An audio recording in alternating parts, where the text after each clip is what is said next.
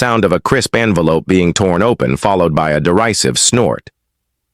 Narrator, VO. She sent me fines for unapproved agricultural aesthetics. Quick cut to a gleaming pearl-white SUV parked defiantly on a muddy field, its chrome grille like a sneer. Narrator, VO. Then she left this, a monument to her arrogance. The deep guttural roar of a heavy tractor engine starting up, shaking the camera slightly. Narrator, VO. So I built her a new monument, one made of pure grade A bullshit. The letter arrived on a Tuesday, tucked between a flyer for tractor grease and a seed catalog. It was the color of bleached bone, the paper stock offensively thick, and the return address read, Crestwood Estates Homeowners Association. Liam Miller didn't belong to Crestwood Estates. His farm, Oak Haven, predated the entire manicured subdivision by 120 years. The farm's western fence was the only thing separating his world of soil, sweat, and cyclical life from their world of automatic sprinklers, ornamental mailboxes, and suffocating conformity. He slit the envelope open with a calloused thumb, the faint, sweet smell of hay clinging to his flannel shirt. The letterhead was embossed. Of course it was. Subject, Notice of Violation.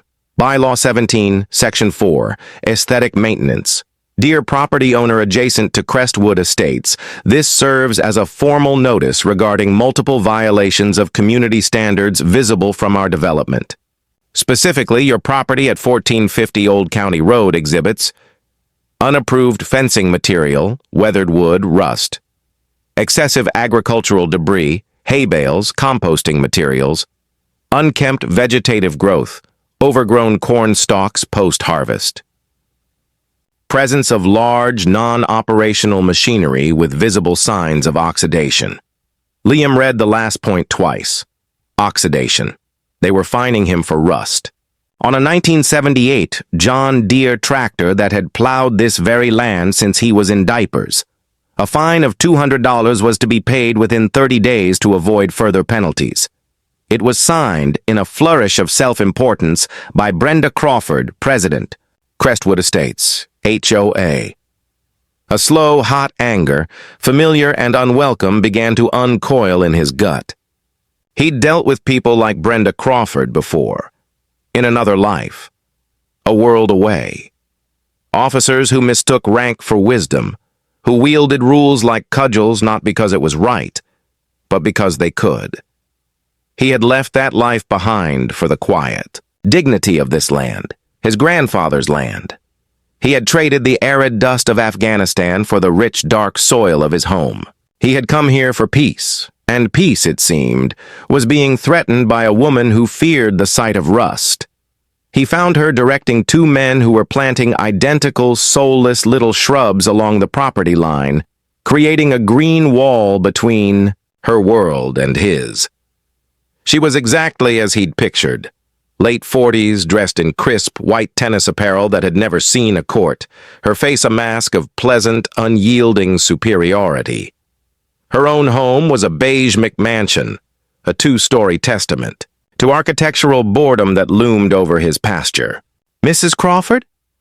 Liam's voice was calm, a low rumble that carried easily over the clink of the landscaper's shovels.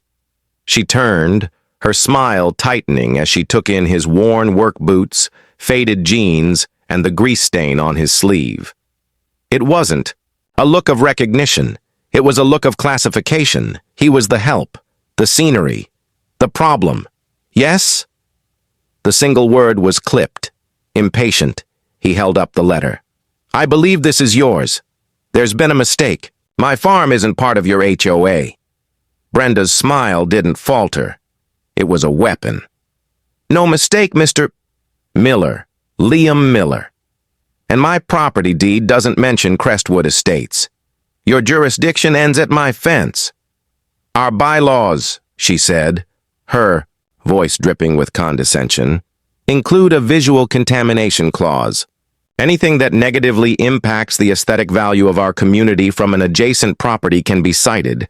Your farm is an eyesore. It's dragging down our property values." Liam felt his jaw tighten. He gestured to the vast expanse of his land, the rolling green pastures, the stoic, gray wood barn his great-grandfather had raised, the distant shimmering of the pond. "This is a working farm. It's been Oak Haven Farm since 1898. It's supposed to look like this. That fence you're citing for rust? My grandfather put those posts in the ground with his own 2 hands." "How quaint," she said, the word landing like a slap. "But history doesn't give you a pass on basic upkeep. Frankly, your rust is leaking into my view. Just clean it up. Paint the fence. Put a tarp over that thing." She gestured vaguely towards the noble retired John Deere he kept by the barn as a monument. "It's not that difficult. Consider it being a good neighbor." The anger in his chest was a physical pressure now. "A good neighbor," he repeated, the words tasting like ash. "Would have come over and talked to me, not sent a bill." Brenda's smile finally vanished, replaced by a flinty hardness. "We are well past the point of casual conversation, Mr. Miller. You have 30 days. I suggest you consult the notice." She turned her back on him, a clear dismissal, and began pointing out an infinitesimal flaw in the placement of a shrub. He stood there for a long moment, the ridiculous letter crinkling in his fist. He wasn't just being fined. He was being erased. She didn't see a farm, a legacy. She saw a stain she wanted to scrub out. He walked back to his side of the fence, the rich scent of his own earth, a comfort against the sterile perfume of her mulch. This was just the beginning. He knew her type. This was a war of attrition, and she had just fired the first shot. Over the next 2 weeks, the war escalated. Another letter arrived, this time citing the auditory disturbance of his rooster at 5 a.m. Then came a complaint about the smell of his manure pile, a pile he used to fertilize the very fields that had fed this county for a century. He ignored them, filing them in a shoebox labeled bullshit. He saw her watching him from her kitchen window, a sentinel of suburban tyranny.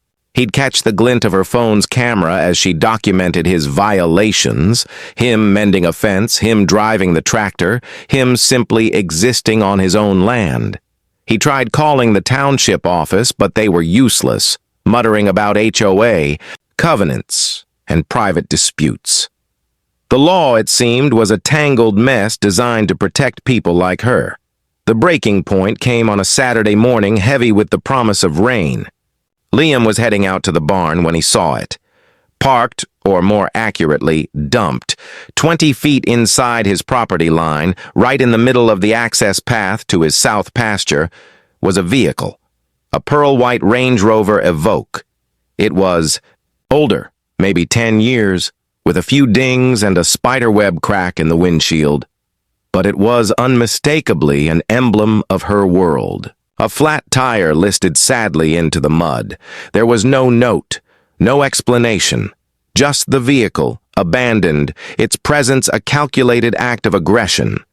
It was a physical manifestation of her contempt, a gleaming white middle finger planted in his soil. He knew with a certainty that chilled his blood that it was hers, or had been. It was too specific, too arrogant to be anyone else. She hadn't just crossed a line. She had parked on it. His first instinct was rage, a white-hot, blinding fury that made him want to hook the chains to it and drag it into the pond. But he reined it in. He was a man of process, of order. He had learned that in the service. Follow. The chain of command. Do it by the book. So he pulled out his phone and called the sheriff's department. Deputy Sheriff Brody arrived an hour later, his cruiser struggling up the muddy drive. Brody was a good man, pragmatic, and perpetually weary. He got out, adjusted his belt, and stared at the SUV. "Well, Liam?" "That's a new one," he said, pushing his hat back. "It's hers, Brody. Brenda Crawford. It has to be." "You see her put it here?" "No, but look at it. It's a declaration of war." Brody sighed, the sound of a man caught between a rock and a hard-ass HOA president. He ran the plates. The vehicle was registered to a Brendan Crawford Jr. The registration had expired 3 months ago. Her son's, I'm guessing, Brody said. Probably broke down, and she figured your field was a better place for it than her driveway. Can't have a junker messing with the aesthetic maintenance, right? The sarcasm was thick. So you'll have her tow it? Liam asked, a sliver of hope in his voice. Brody shook his head, and Liam's hope died. Can't. It's on your private property. Liam. That makes it a civil matter, not a criminal one. It's trespassing, sure, but the vehicle itself is now your problem to deal with. Liam stared at him, incredulous. My problem? She dumped her trash on my land and it's my problem? You can pay to have it towed and stored, Brody explained, clearly hating the words as they left his mouth. Then you can take her to small claims. Court to try and get your money back. That's the process. The process. The system. The very thing he had tried to trust. It was designed to move at a glacial pace, a world of paperwork and legal fees, while this monument to her arrogance sat sinking into his pasture. He would be out hundreds, maybe thousands, of dollars and months of his time, all while she watched from her window and smiled. The system was her weapon, and it was working perfectly. I see, Liam said, his voice flat and devoid of emotion. Thank you for coming out, Brody. The deputy looked at him, a flicker of concern in his eyes. He knew Liam. Knew he was a quiet man, a man who kept to himself. He also knew what was behind that quiet. Liam, don't do anything stupid. Stupid is her specialty, Brody. I'm a man of practical solutions. After the deputy left, Liam stood, in the drizzle, the water trickling down his neck. He looked at the BUH. The second scoop followed the first, then a third, and a fourth. Liam worked with a detached, mechanical efficiency that he hadn't felt in years. The motions were rhythmic, ingrained.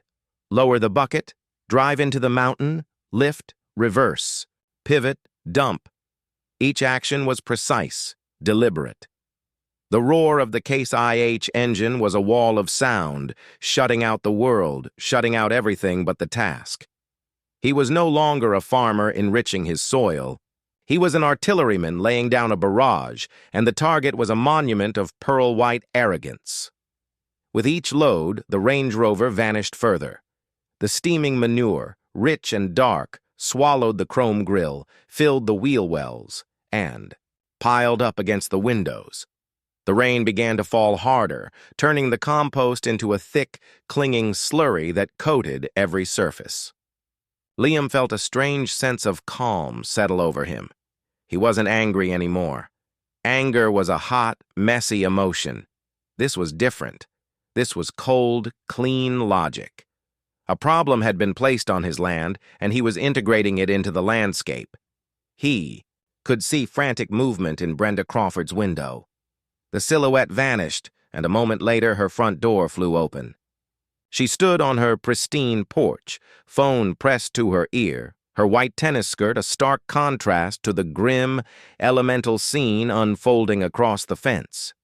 He could see her mouth moving, her face contorted in a mask of disbelief and fury. She was shouting, but the tractor's engine and the 50 yards between them swallowed her words. They were irrelevant noise. Liam was on his 8th load when Sheriff Brody's cruiser came skidding back up the drive, lights flashing silently in the gray afternoon. It pulled to a stop at a safe distance from the mud pit Liam had created. Brenda was already at the fence line, heedless of the rain matting her blonde hair to her skull. She was screaming now, pointing a trembling, manicured finger. "Arrest him! He's a maniac! He's destroying my property! Arrest him right now!" Liam saw Brody get out of the car, his expression one of profound resignation. He finished dumping his current load, the manure cresting over the SUV's roof, before cutting the tractor's throttle to a low idle. The sudden drop in volume made Brenda's shriek sound even more shrill. He swung himself down from the cab, his boots sinking into the mud. He walked to the fence, stopping a few feet away. He didn't look at Brenda. He looked at Brody. "You're back soon," Liam said, his voice. "Even my car, my son's car," Brenda screeched, her voice cracking. "It's a Range Rover. It's worth thousands of dollars. He's burying it in poop." Brody held up a hand to quiet her, a gesture she completely ignored. "Liam," the sheriff started, pinching the bridge of his nose. "What in God's name are you doing?" "My work," Liam replied calmly. "Spreading compost. It's that time of season." "You are destroying my vehicle. I want him in handcuffs. I am the president of the Crestwood HOA, and I demand you do your job," Brenda yelled, rattling the wire fence. Liam finally turned his gaze to her. "That vehicle? I thought it was just some trash somebody dumped on my property. An obstruction. You wouldn't know anything about that, would you, Mrs. Crawford?" Her face went from red to a blotchy white. "That is a registered vehicle. You can't just do that." "The registration expired 3 months ago," Liam said, his eyes locking with Brody's. "And it's on my land. You yourself told me, Sheriff, that because it's on my private property, it is a civil matter and my problem to deal with. So, I'm dealing with it. I'm absorbing it." Brody stared at the scene, a half-buried SUV slowly being subsumed by a mountain of manure. A muscle in his jaw twitched. Liam could see the conflict in the man's eyes. The lawman versus the exhausted human being who dealt with people like Brenda every day. "This is vandalism, malicious destruction of property," Brenda shrieked. "Is it?" Liam countered, his voice dangerously soft. "As far as I'm concerned, I'm improving my land. This is my designated composting and fertilization area. Unfortunately, some irresponsible person illegally abandoned their junk right in the middle of my work zone. I'm not going to put my entire farm's schedule on hold because of someone else's garbage. I'm simply working around it, over it as it happens." Brenda looked at Brody, her expression demanding. "Sheriff, are you listening to this lunatic? He's admitting it. Do something!" Brody took a deep breath. "Mrs. Crawford, legally, he's in a very gray area." "Gray? He's burying a car in excrement." "Ma'am, please lower your voice. The fact is, the vehicle was left on his property without his consent. It's unregistered. By most definitions, it's abandoned. He is on his own land, performing what he claims is a routine agricultural task." Brody looked at Liam. "Though I think we both know this is about as routine as a hurricane." Liam remained silent, letting Brody's words sink in. "So you're not going to do anything?" Brenda's voice was a whisper of pure venom. "You're going to let this hillbilly get away with this?" "What I am going to do," Brody said, his patience finally snapping, "is tell you both that this is the biggest civil mess I have ever seen. I am not arresting Mr. Miller for fertilizing his own land. If you want to pursue this, you will have to hire a lawyer and sue him." A triumphant, vicious smile spread across Brenda's face. "Oh, I will. I will sue him for everything he has. He'll be selling this dump to pay my legal fees and the cost of a brand new Range Rover." Liam almost smiled. She still didn't get it. She thought her rules, her world of lawyers and lawsuits still applied here. She thought she could win. "Okay," Liam said, nodding slowly. "You do that." He turned back to Brody. "Are we done here, Sheriff? I've got about 20 more tons to move before dark." Brody looked from Liam's impassive face to Brenda's sputtering rage, then back to the dung-covered mound that was once a luxury vehicle. He saw the trap clear as day. "Mrs. Crawford," Brody said, his voice flat, "let me explain the process to you. To sue him for damages, you first have to prove damages, which means you need to assess the vehicle." Brenda stared at him, not comprehending. "That means," Brody continued, spelling it out, "you, at your own expense, will have to hire a crew and equipment to come onto his private property and excavate that vehicle from under all this. You'll need a hazardous material crew for the cleanup. You'll need to pay for the environmental remediation of the soil. You're probably looking at a bill of $20,000 or $30,000 just to get the car out of the ground and see what, if any, new damage has been done to a 10-year-old. Broken down junker that's worth what, $3,000 on a good day? The color drained from Brenda's face. The reality of the situation was dawning on her, a slow, horrifying sunrise. Her weapon, the abandoned car, was no longer a problem for Liam. It was now a financial bomb, and she was holding the detonator. "You'll have to pay all of that up front," Brody added, twisting the knife. "Just for the chance to sue him, and he can countersue you for illegal dumping and the cost of having his compost pile disrupted." The rain fell. The tractor idled. The world seemed to hold its breath. Brenda stood there, soaked and shivering, her mouth slightly agape. All her power, all her meticulously crafted rules and threats had been rendered completely and utterly impotent by a pile of cow dung. She had brought a lawsuit to a shit fight, and she was losing badly. Liam gave Brody a slight nod of thanks. He turned his back on the sputtering HOA president and hauled himself back up into the tractor's cab. The engine roared back to full power, a deafening declaration of intent. He scooped another ton of manure. Brenda let out a strangled cry as the next load fell, burying the last visible corner of the Range Rover's roof. The mound was now complete. It was just another feature of the landscape, indistinguishable from any other pile of compost on the farm. Sheriff Brody watched for another moment, then shook his head, a wry, tired smile touching his lips. He got back in his cruiser, turned off the silent flashing lights, and drove away, leaving Brenda Crawford alone at the fence. She stood there, a solitary figure in the rain, a queen deposed from her throne, staring in utter, helpless horror at the steaming, stinking grave of her own arrogance. The silence from across the fence was louder than Brenda Crawford's screams had been. For 3 days, a tense, unnatural quiet settled over Oakhaven Farm. The mountain of manure, which Liam had privately christened Mount Crawford, sat undisturbed, steaming gently in the cool morning air.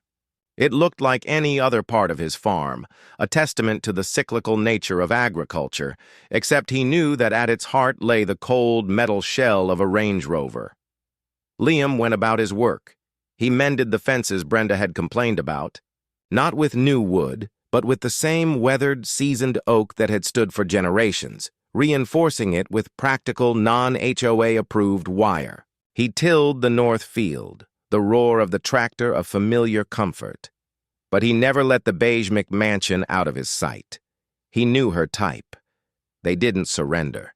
They didn't retreat. They reloaded. Her silence wasn't a white flag. It was the eerie calm before a storm.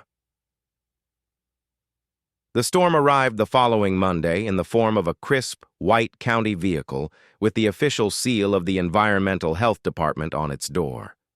A woman in a practical pantsuit and steel-toed boots stepped out, a heavy-duty clipboard in her hand. She was in her 50s, with sharp eyes and a no-nonsense expression that told Liam she had seen every trick and heard every excuse in the book. "Liam Miller?" she asked, her voice clear and firm. "That's me. I'm Martha Albright, with County Environmental Health. We've received a complaint, several actually, regarding improper storage of hazardous waste, potential groundwater contamination, and illegal disposal of industrial materials." She glanced at her notes. Specifically a vehicle. Liam's jaw tightened. So this was the new front. Not the sheriff, who understood the human element of a dispute, but a regulatory agency that saw the world in parts per million and violation codes. "It's a compost pile, ma'am," Liam said, keeping his voice steady. "And the vehicle you're referring to was illegally dumped on my property." "I'm aware of the sheriff's report," she said, cutting him off. "But Deputy Brody's jurisdiction is trespassing. Mine is the potential poisoning of the water table. The complainant, a Mrs. Brenda Crawford, alleges that you have knowingly created an environmental hazard that threatens the wells in the Crestwood Estates development." "She would," Liam muttered. "Ma'am, My family has been farming this land for over a century. We drink from the same aquifer she does. The last thing I would ever do is contaminate it." Albright's expression was unreadable. "Nevertheless, I have to conduct a full inspection. That includes taking soil and water samples from around the pile." She looked over his shoulder at Mount Crawford, her gaze analytical. "And I need to see your nutrient management plan." Liam blinked. It was a deep cut, a piece of bureaucratic warfare that only someone who had done their research would know to ask for. A nutrient management plan was a complex document required for farms of a certain size, detailing how they handled manure and fertilizer to prevent runoff. It was a binder full of soil tests, crop rotation schedules, and runoff calculations. It was also the kind of paperwork many old-school farmers neglected. Brenda hadn't just called a new referee. She had studied the rule book, looking for the most obscure technicality she could find to use against him. A slow smile touched Liam's lips. "Of course. It's in the office. Let me get my boots on." For the next 2 hours, Liam led Ms. Albright on a tour of his farm that Brenda Crawford could never have anticipated. He didn't just show her the compost pile. He explained its construction. "It's a static, aerated pile," he said, pointing to the perforated pipes running into the bassi. "I use a blower to force air through, keeping it aerobic and hot. We hit 160 degrees Fahrenheit in the core, kills all the pathogens and weed seeds. It's not just a pile of crap, Ms. Albright. It's a bioreactor." He took her to the barn and pulled out a 3-inch thick binder labeled Oakhaven NMP. He opened it to show her soil composition reports from the county extension office, detailed logs of his fertilizer application rates, and topographical maps showing the vegetated buffer strips he maintained along the property line, strips of deep-rooted native grasses designed specifically to catch any potential runoff before it ever left his land. "This buffer," he explained, pointing towards the thicket of green between his cornfield and Brenda's manicured lawn, "was something I planted 5 years ago when they first broke ground on Crestwood. I knew what could happen when you put a subdivision next to a farm." He saw a flicker of something in Albright's eyes, not quite approval, but a grudging respect. He wasn't the ignorant hillbilly Brenda had painted him as. He was a professional. This wasn't just his home.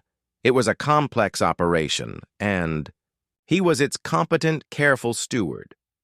When they finally arrived at Mount Crawford, she grew serious again. She pulled on a pair of rubber gloves and began taking soil samples from around its base, placing them in sterile bags. "Your methods are impressive, Mr. Miller, more thorough than 90% of the farms I visit," she admitted. "But none of that changes the fact that there is a Range Rover in the middle of your compost." "Allegedly," Liam said. Albright raised an eyebrow. "The sheriff's report was quite clear, and I can see the tire track impressions leading right to it." "You don't deny putting it there?" "I deny nothing," Liam stated carefully. "I made a mountain out of a molehill, you could say. My point is, the hazardous materials you're worried about, gasoline, battery acid, antifreeze, were introduced to this environment by an outside actor. The car is the crime scene. My compost is just the new geography."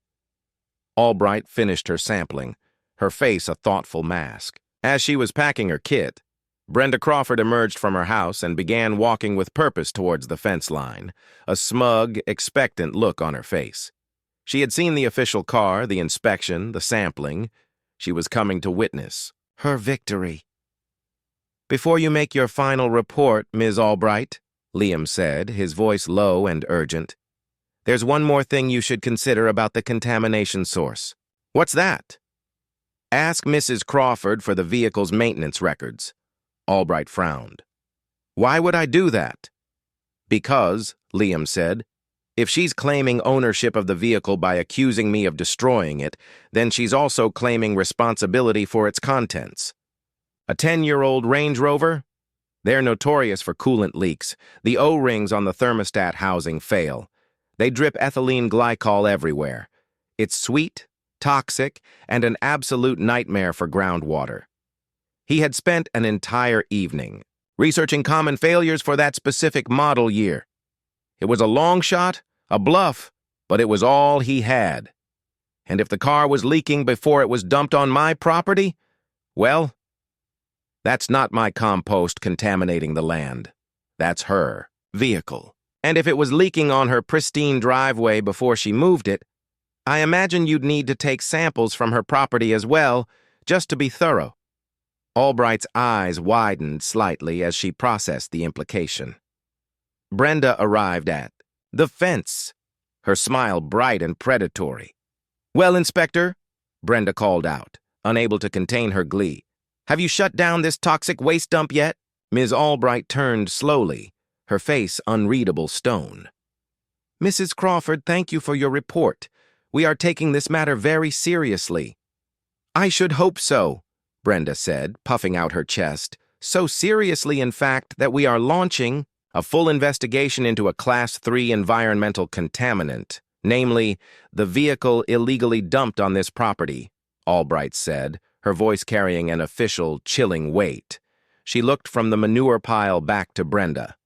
"The law is very clear. While the current landowner is responsible for the cleanup, the original polluter, the person or persons who introduced the hazardous materials to the site, is liable for all costs. That includes excavation, removal, soil remediation, and all associated fines which can run into the tens of thousands of dollars." Brenda's triumphant smile faltered. "Mr. Miller has provided documentation suggesting the vehicle may have been mechanically unsound prior to its arrival here," Albright continued, her sharp gaze fixed on Brenda. "So to be thorough, we'll need to expand the scope of our investigation. I'll need to schedule a time to take soil samples from your driveway to establish a baseline, and of course we will be subpoenaing any and all service records for the vehicle in question." The color evaporated from Brenda's face. The trap was no longer just financial, it was official, governmental. Her act of dumping the car was no longer a petty act of vengeance. It was now, in the eyes of the county, the criminal act of a polluter. She had summoned a demon to destroy Liam, and it had turned to stare directly at her. "The investigation will begin immediately," Albright concluded. She gave Liam a curt professional nod, got back in her car, and drove away. Brenda stood frozen at the fence line, her mouth opening and closing silently. The smugness was gone, replaced by the raw, unadulterated panic of someone who had just realized their perfectly aimed missile was circling back. She had wanted to bury Liam in regulations, fines, and legal trouble. Instead, she had just handed the authorities a shovel and pointed them toward her own front door. The days that followed were a surreal ballet of bureaucracy. Small, brightly colored flags appeared on the landscape, planted by survey crews. They dotted the perimeter of Mount Crawford like strange synthetic flowers. More alarmingly for Brenda, they sprouted on her side of the fence too. A cluster of them, a violent shade of orange, surrounded a damp-looking patch on her pristine, interlocking brick driveway. Crestwood Estates was no longer just a subdivision. It was an active investigation site. Liam watched it all from a distance. The war had entered a new phase, a cold war of clipboards and soil samples. He felt a grim satisfaction, but his peace was gone. The farm was no longer his sanctuary. It was Exhibit A. Every morning he half expected to see another official vehicle coming up his drive. Brenda had become a ghost. She no longer stood at her window watching him. The curtains of her beige mansion remained drawn. But Liam knew she wasn't idle. A cornered animal is at its most dangerous. Her public-facing weapon, the HOA, had also gone silent. No more letters appeared in his mailbox, but the silence from the community was different. It was the sound of shifting allegiances. On Saturday, as Liam was greasing a fitting on his harvester, a silver sedan pulled up his driveway. The man who got out was in his late 60s with a kind, tired face. Liam recognized him as one of the Crestwood residents, a man who lived a few houses down from Brenda. "Mr. Miller? I'm David Chen," the man said, extending a hand. My apologies for intruding. Liam wiped his hand on a rag and shook it. No intrusion. What can I do for you? Well, my neighbors and we wanted to talk, David said, gesturing back toward the subdivision. About Brenda. Liam just waited, letting the man speak. She called an emergency HOA meeting last night, David explained, his voice low. She tried to pass a special levy. $10,000 for a community legal defense fund. She said you were a threat to us all, that your farm was a toxic blight, and we all needed to chip in to sue you into oblivion. Let me guess, Liam said. It didn't go over well. A weary smile touched David's lips.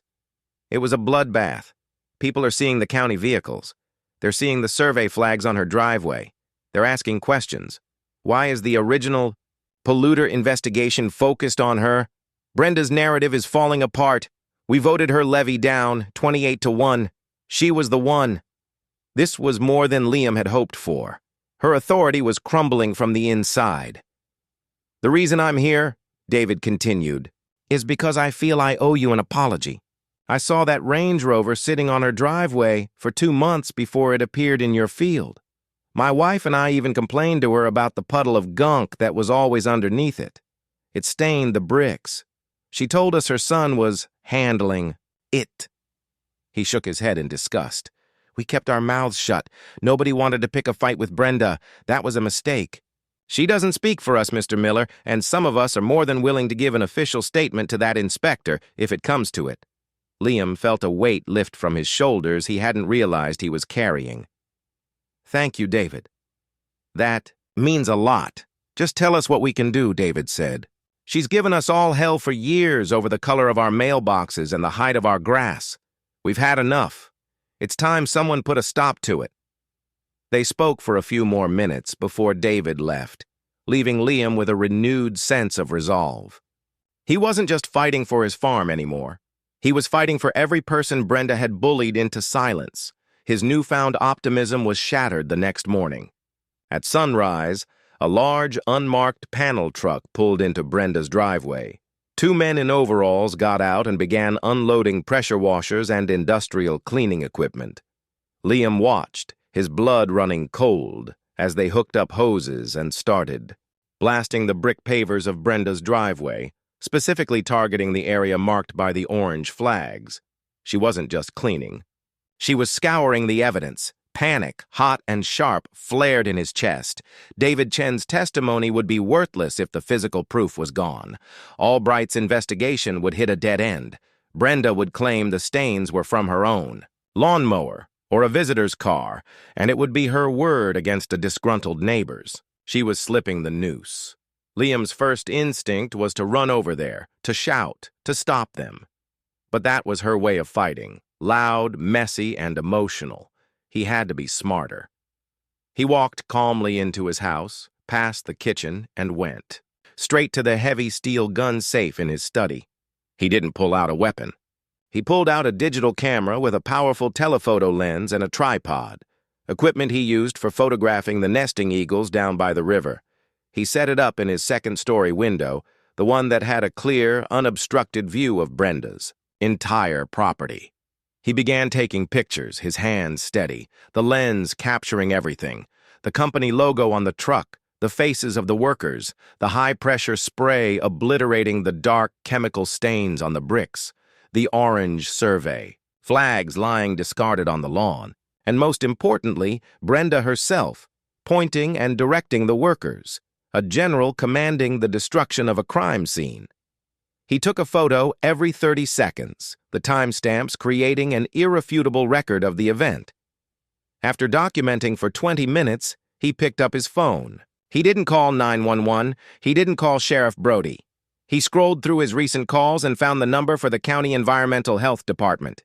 He asked for one person. Ms. Albright, please. This is Liam Miller. Tell her it's urgent. He was put on hold for less than a minute. Mr. Miller, what can I do for you? Albright's voice was as crisp as ever. I believe you'll want to get over to Crestwood Estates immediately, Liam said, his voice a low, controlled hum. Your primary person of interest is actively tampering with evidence at your investigation site. There was a sharp intake of breath on the other end of the line, followed by a deadly silence. "I'm on my way," she said, and the line went dead. Liam hung up and went back to the window, the camera still clicking, documenting, waiting. 15 minutes later, exactly as the workers were packing up their hoses, Albright's White County vehicle came around the corner, moving far faster than the posted speed limit. It didn't slow down. It swung directly into Brenda's driveway, blocking the panel truck from leaving. Albright stepped out of her car, and for the first time, Liam saw something other than professional detachment on her face. He saw cold, controlled fury. She held up her phone, which was clearly displaying a photograph of the pristine, flagged driveway from the day before. She held it up for the workers to see, then pointed to the now scrubbed, soaking wet bricks at their feet. Brenda came storming out of her house, her face a mask of indignation. "What is the meaning of this? Get off my property." "Ma'am, this is an active environmental investigation site." Albright's voice was like ice. "Or at least it was until you hired a crew to destroy it. I was cleaning my driveway. It is my property, and I will maintain it to the highest standard, unlike some people." Brenda shot a venomous glare across the fence at Liam's house. "You have just committed a felony, Mrs. Crawford," Albright stated, her voice devoid of any emotion but absolute authority. "Willful destruction of evidence and obstruction of an official investigation are criminal offenses." The blood drained from Brenda's face. Her jaw worked, but no sound came out. The two workers from the cleaning crew looked at each other in panic, realizing they were now accessories. Albright pulled out a radio from her car. "This is Albright. I have a situation at 1485 Crestwood Drive. I need Sheriff's Department assistance to secure a scene and notify the DA's office. We're going to need a warrant." Brenda Crawford stood frozen on her perfectly clean, legally catastrophic driveway. The world of HOA bylaws, petty fines, and aesthetic violations had vanished. She had played a game of suburban warfare and, in a desperate bid to win, had just kicked down the door to the criminal justice system. The trap hadn't just sprung, it had snapped shut with the force of a bear trap, and her leg was caught right in it.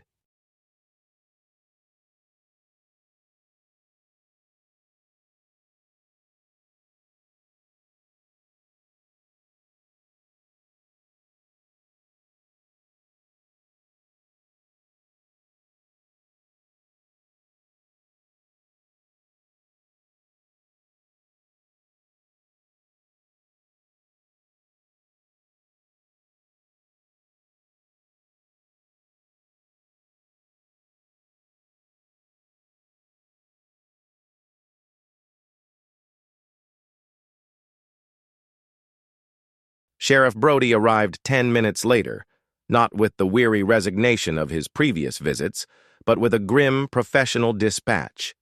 He saw the scene, Albright standing like a statue of judgment, the panicked cleaning crew, and Brenda Crawford, whose face had collapsed into a waxy mask of disbelief. This was no longer a civil spat. Albright's radio call had invoked the full weight of the law, and Brody was here to be its instrument. The conversation was brief and brutally efficient. Albright laid out the facts. An active environmental investigation, undeniable evidence of tampering, and a direct violation of state and federal codes. Obstruction of justice. Brenda tried to argue, her voice a reedy, desperate thing. She rambled about property rights, about standards, about the filth from the farm. It was the desperate monologue of a queen addressing an army that had already switched its allegiance. Brody listened patiently. Then he did what Liam never thought he'd actually see. He turned to Brenda Crawford, his voice leaving no room for negotiation, and said, "Ma'am, you are under arrest." The click of the handcuffs was a small, sharp sound in the quiet afternoon air.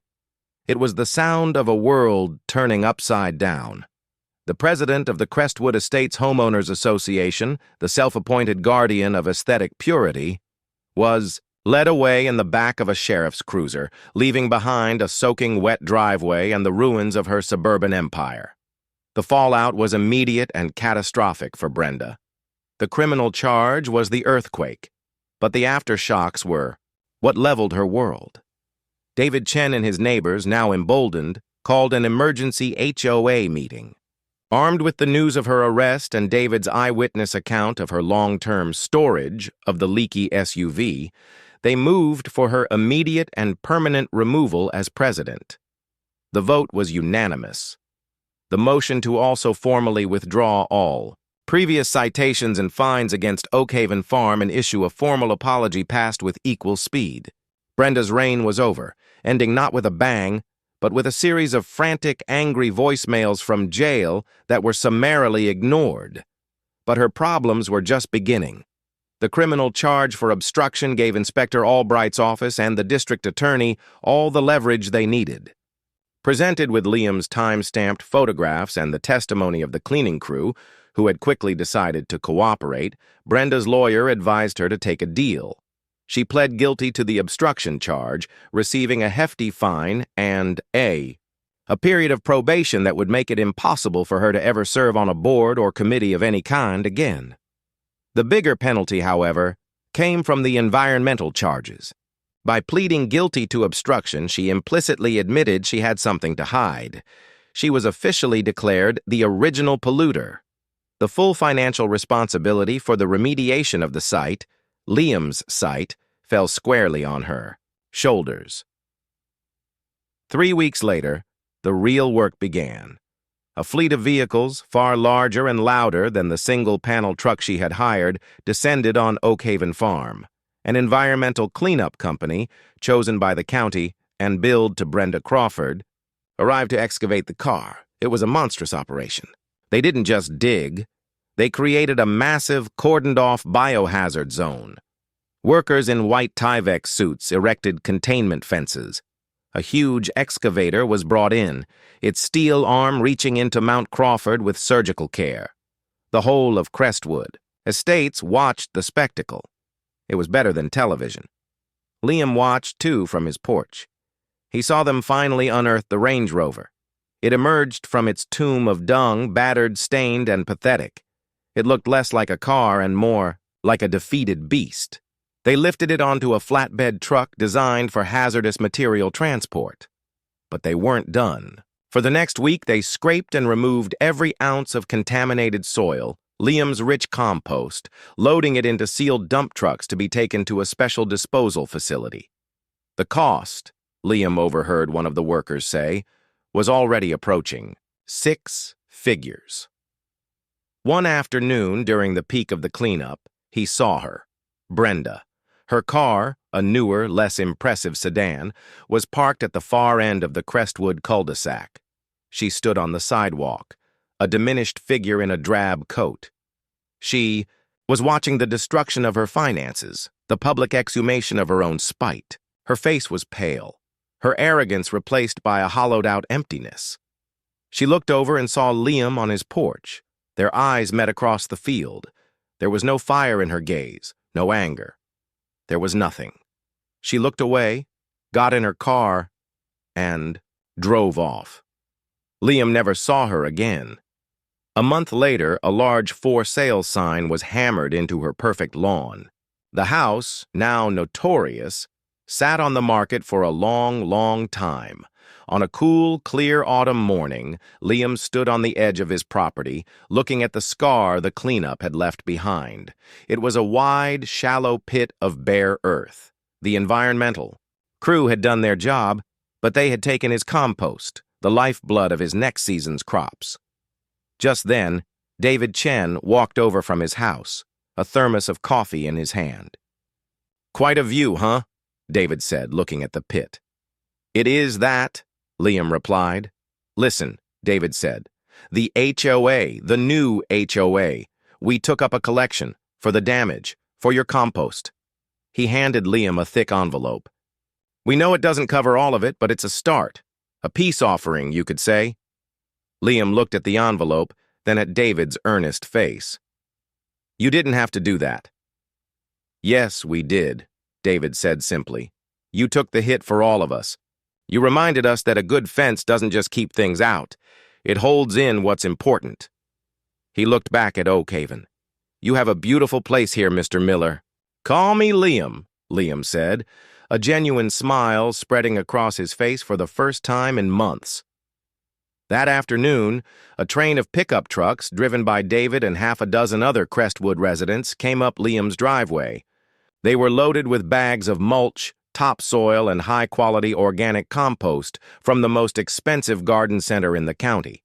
It was a clumsy, suburban imitation of his own rich soil, but it was an offering of peace. Together, they spent the rest of the day filling the pit, their laughter carrying on the breeze.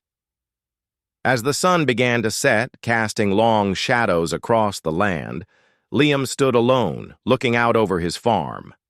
The pit was gone, replaced by a dark, promising patch of new earth. Across the fence, Crestwood Estates was quiet.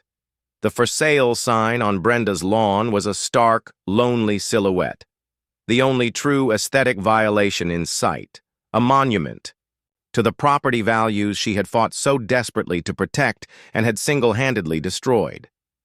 He breathed in the familiar, comforting scent of hay and soil. The war was over. He had defended his land, not with anger, but with the very earth itself. The manure, the messy, pungent, life-giving heart of his farm, had done more than bury a car. It had buried a tyrant and fertilized a community. And as the first stars began to appear in the twilight sky, Liam Miller, for the first time in a very long time, felt completely and utterly at peace.